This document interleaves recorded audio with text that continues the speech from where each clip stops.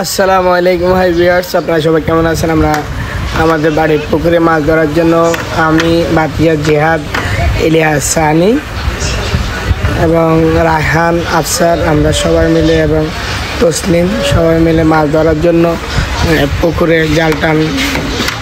জাল টানছিলাম। সেখানে আমাদের ইলিয়াস সবাই একত্র হয়ে এবং লিটনও আছে। পুকুরে মাছ এত বড় নাই, বাট ছোট আছে। বড়গুলা যাই পাইছি তাই নিছি। বাতিয়া জিয়াস মাছ নিয়ে আনন্দ মজা করতেছে। তো অনেক ময়লা উঠছে জালে, আমাদের জালে। তসলিম কিন্তু অলরেডি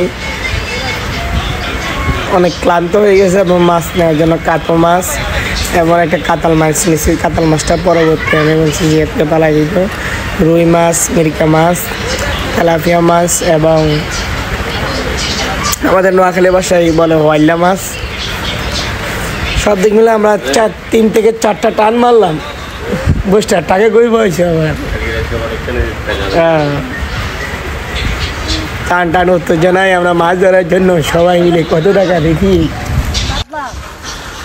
অলরেডি পরে বড় কাতাল মাছ যেটা এটা পালাই দিচ্ছি, পুকুরে পালাই দিয়েছি। পালা দেওয়ার পরে মাছ প্রায় আমরা 1 মনের উপরে মাছ ধরলাম সবাই মিলে। অনেকদিন পরে পুকুরে পানি কমার কারণে গ্রীষ্মকালীন যে পানি কমে যায় শীতকালের পরে, শীতের পরে দিয়ে আমরা মাছ ধরার জন্য সবাই জাল, আমাদের মালিক মামার জালটা নিয়ে আসলাম।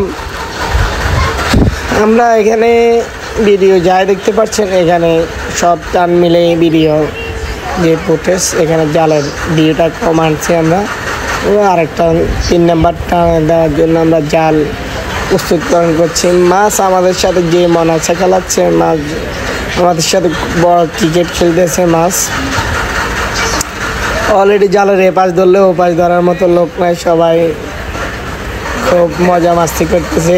এদিক ধরলে এদিক নিয়ে একটা সাপ আসা বললো, সাপ দেখতে সবাই ভয়ে ধরায় পলাই গেলো। আবার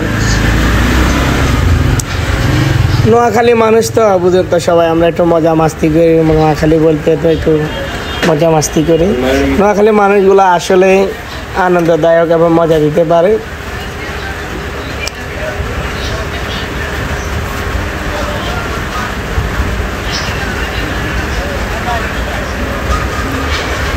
তো সবাই ভালো আছেন, কিন্তু আমাদের চ্যানেলটা সাবস্ক্রাইব করবেন। ফেসবুক এবং ইউটিউব চ্যানেলটা সাবস্ক্রাইব করে আমাদের পাশে দেখুন। নতুন ব্লগার, ভুলভ্রান্তি হতে পারে, ভুল হলে ক্ষমা দৃষ্টিতে দেখবেন।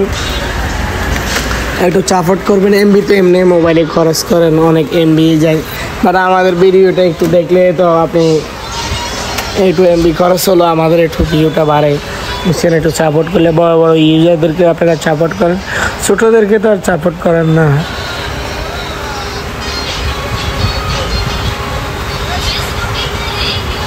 মাছ কিন্তু অলরেডি জাল 3-4 জায়গা দিয়ে সেটা কিন্তু জাল মাছ অনেক জায়গা দিয়ে বাইরে হয়ে গেছে।